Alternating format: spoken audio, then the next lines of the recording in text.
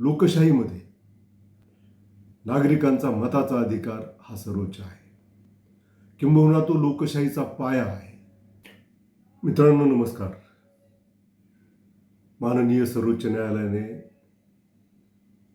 मतदार याद्याच्या सखोल पुनर्निरीक्षण अर्थात SIRच्या संदर्भामध्ये एक महत्त्वपूर्ण निकाल दिलेला आहे.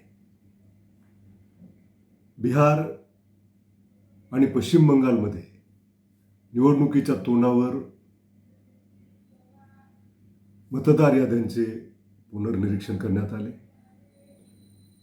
या दोन्ही राज्यामध्ये सुमारे 2 कोटी मतदारांची नावं ही मतदार यादीतून वगळण्यात आली आणि त्यामुळे ज्यांची नावं मतदार यादीतून वगळली त्यांनी अतिशय नाराजीनं माननीय सर्वोच्च न्यायालयाचा दरवाजा ठोठावला.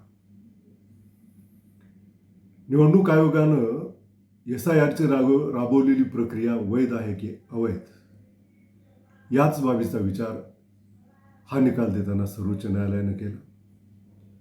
SIR करण्याचा निवडणूक आयोगाला पूर्ण अधिकार आहे. सदोष याद्या तयार करण्याचा निवडणूक आयोगाला पूर्ण अधिकार आहे.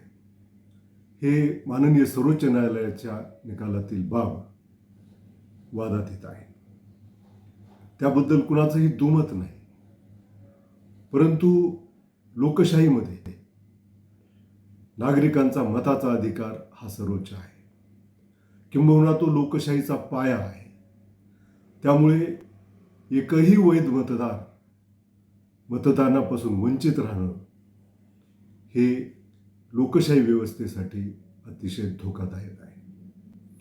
माननीय सर्वोच्च न्यायालयानं ज्या 2 कोटी लोकांची नावं वगळण्यात आली त्याच्यामध्ये ज्यांची दुबार नावं होती, जे बोगस होते, त्यांच्याबद्दल काही आक्षेप घेण्याचं कारण नाही. परंतु जे नागरिक असं सांगतायत की आम्ही आहोत, सर्वोच्च न्यायालयापुढे जे नागरिक आले, वेगवेगळ्या कार्यालयासमोर निवडणूक आयोगासमोर जे नागरिक आले की आम्ही आहोत, आमची नावं मतदार यादीतून वगळण्यात आलेली आहेत, मतदान करणं हा आमचा हक्क आहे, आम्ही या देशाचे नागरिक आहोत, आणि तरीही त्यांची नावं मतदार यादीत न येणं हे त्यांच्या मूलभूत हक्कावर गदा आहे. आणि या बाबतीत माननीय सर्वोच्च न्यायालयानं पाळलेलं मौन हे लोकशाहीसाठी धोक्याची घंटा आहे.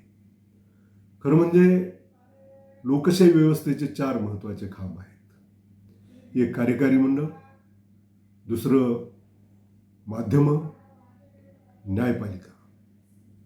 न्यायपालिका हे अतिशय महत्त्वाचा स्तंभ आहे. सर्व व्यवस्था, मग ते सरकार असेल, ते प्रशासन असेल, नागरिक असतील, घटनेप्रमाणे वर्तन करतायत की नाही हे बघणं आणि त्याच्यावर निवाडा देणं. घटनाबाह्य कोणी वर्तन करत असेल तर त्याला रोख लावणं हे माननीय सर्वोच्च न्यायालयाचं काम आहे. परंतु माननीय सर्वोच्च न्यायालय काही बाबतीत घटनेच्या या मूलभूत तत्वांचा विचार करताना दिसत नाही असं दिसून येत आहे. देशाच्या इतिहासात सर्वप्रथम जेव्हा सर्वोच्च न्यायालयातील 4 न्यायमूर्ती माध्यमासमोर आले आणि त्यांनी प्रेस कॉन्फरन्स घेतली, देशाच्या लोकशाहीसमोर गंभीर धोका निर्माण झालेला आहे आणि हे आम्ही जर आता बोललो नाही तर येणारा काळ आम्हाला क्षमा करणार नाही, अशा प्रकारचं वक्तव्य त्यांनी जेव्हा केलं तेव्हाच लोकशाहीसमोर गंभीर संकट येऊन उभा ठाकले याची चाहूल येथील बुद्धिवंतांना लागली होती.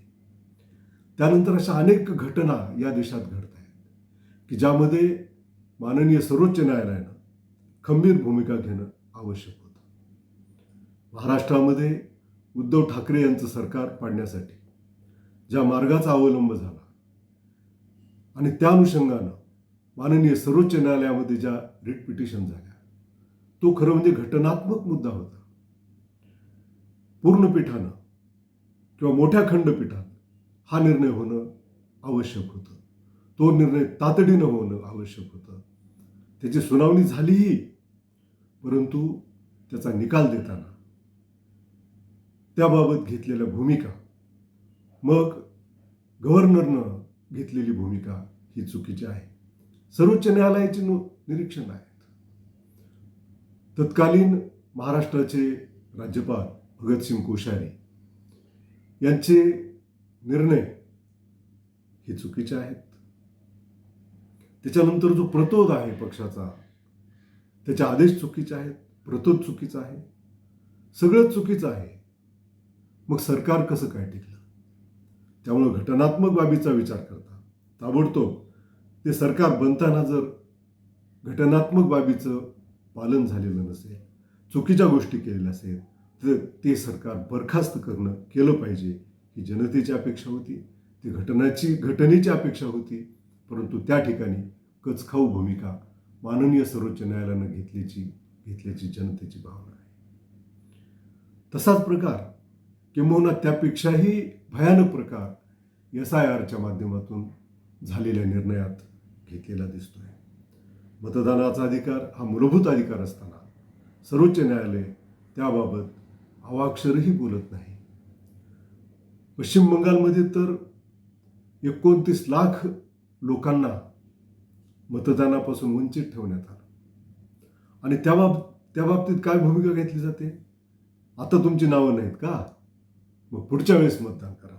अरे हे काय न्याय झाला का? आणि म्हणून न्यायपालिकेची भूमिका ही घटनेच्या संरक्षणाची पाहिजे. भारताची न्यायपालिका त्या बाबतीत कमी पडते की काय, अशा प्रकारची शंका सर्वसामान्य माणसाला येऊ लागलेली आहे. त्यामुळे यापुढे या लोकशाहीचं काय होईल, काय करायचं, याचा विचार सजग नागरिकांनी करणं गरजेचं आहे. सर्वच नागरिकांनी करणं गरजेचं आहे. मला काय करायचं आहे, आपला काय संबंध आहे, अशा प्रकारची भूमिका जर सगळे घेत राहिले तर 150 वर्षाच्या चळवळीतून, स्वातंत्र्य लढ्यातून मिळालेलं हे स्वातंत्र्य हे लयाला गेल्याशिवाय राहणार नाही. लोकशाही व्यवस्थेमध्ये आपलं जे प्रिॲम्बल आहे घटनेचं, त्यामध्ये त्याची सुरुवात आम्ही भारताचे लोक अशी करण्यात आलेली आहे. त्यामुळं आम्ही भारताचे लोक घटनाबाह्य बाबींकडे, घटनेवर होणाऱ्या हल्ल्याकडे असं तटस्थपणे पाहू शकणार नाही.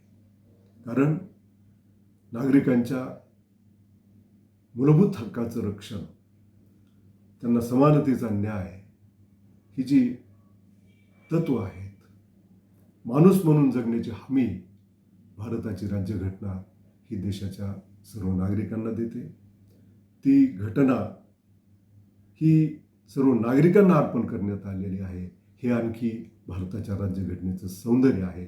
म्हणून माननीय सर्वोच्च न्यायालयानं, वेगवेगळ्या न्यायालयानं सत्तेच्या बाजूनं किंवा घटनेचा अर्थ लावताना सत्तेच्या बाजूनं न लावता तो न्यायाच्या बाजूनं, लोकशाही व्यवस्था भक्कम करण्याच्या बाजूनं लाभ घेतला पाहिजे. तूर्त तरी SIRच्या बाबतीत माननीय निवडणूक आयोगाला जी क्लीन चिट सर्वोच्च न्यायालयानं दिलेली आहे, ती लोकांच्या काही पचनी पडलेली नाही. सर्वोच्च न्यायालयाची कार्यपद्धती, तिला दिलेले अधिकार हे वैध असतील, घटनात्मक असतील, त्या बाबतीत कुणाचंही काही दुमत असण्याचं कारण नाही.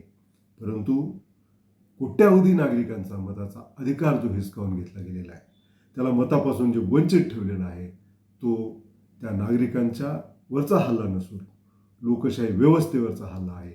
आणि याची दखल माननीय सर्वोच्च न्यायालयानं घ्यायलाच पाहिजे होती, असं माझं मत आहे. धन्यवाद.